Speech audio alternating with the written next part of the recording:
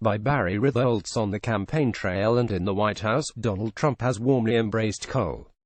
He has rolled back regulations on its use and eliminated some federal subsidies for alternative energies like solar and wind, along with electric cars. But a few coal miners even landed jobs in the industry as the producers anticipate rising use.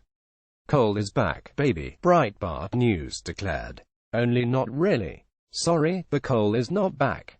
If anything, it's on life support. Contrary to the arguments some have made, it was killed by not regulations and liberals, but capitalism and technology. Eliminating subsidies for clean alternatives will only force them to become relentlessly more efficient, further damping demand for coal.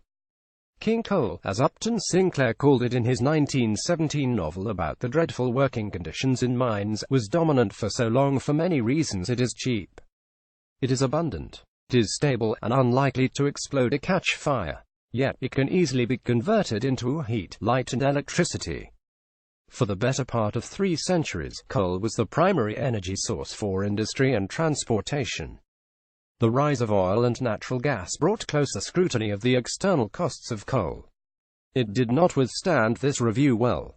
It is incredibly dirty. Coal contributes to a variety of pollutions, including particulate matter, soot and ozone smog. It also is not especially efficient. You cannot, for instance, readily power a jet airliner with coal. Despite all of that, coal generated most of the nation's electricity for a long time. As recently as 20 years ago, it accounted for the majority of power produced. That was down to about 30% last year. When the numbers are counted next year, coal will barely account for a quarter of electrical production. As coal use declines, greenhouse gas emissions like carbon dioxide are falling by record amounts, according to the Energy Department. We can debate the reasons why the president is so enthusiastic about coal, but at this point, the specifics are all but irrelevant. The arc of coal's useful life is coming to a close. The enormous investments made in coal-fired power plants in the last century are now fading, so the argument about sunk costs as a justification for continued use is losing force. When presented with a choice to upgrade to a cleaner, low-sulfur coal or retrofit to natural gas, almost all utilities choose gas. Pennsylvania's newest coal mine opens. Is Donald Trump why? So there are at least 2 reasons Trump's support for coal and antipathy for clean alternatives is misplaced. To clean, green energy sources have already achieved critical mass, and B, alternatives have become globally accepted. Consider electric car maker Tesla. Regardless of whether there is a federal rebate is almost beside the point.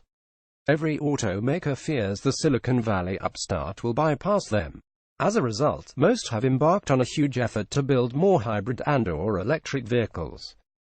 General Motors plans on having 20 all-electric vehicles on the market by 2023. Volkswagen expects to spend $81 billion to develop electric versions of all VW models by 2030.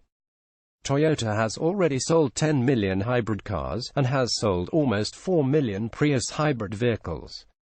The Volvo, owned by Geely Automobile Holdings of China, will begin phasing out gasoline cars in 2019. BMW's entry-level i3 and its Hyundai i8 show the company is targeting the range of price points. The companies have all committed vast amounts of brain power and capital to EVs.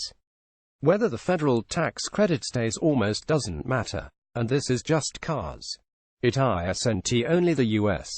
Where coal is in retreat, China, the world's biggest consumer, has vowed deep cuts in coal usage to deal with its appalling smog problem in zero-emission electrical generation. A similar story is playing out. Costs are falling while efficiency is rising. The Energy Department reported that in the first quarter, wind and solar for the first time accounted for 10% of all U.S. electricity generation. But China has leapt ahead of the U.S. In renewable energy production, it employs 10 times as many people in the sector as the U.S. A research report suggests China will invest as much as $780 billion in alternative energy by 2030. For both transportation and energy production, the toothpaste already is out of the tube. Coal cannot be saved by Trump or anyone else, nor should we want to save it. Its time has come and soon will be gone. The only relevant question now is whether the US will cede the leadership mantle on green energy to China. That seems to be the direction the president's plan is taking the country. Barry Ritholtz is a Bloomberg View columnist. He founded Ritholtz Wealth Management and was chief executive and director of equity research at Fusionic, a quantitative research firm. He blogs at The Big Picture and is the author of Bailout Nation: How Greed and Easy Money Corrupted Wall Street and Shook the World Economy.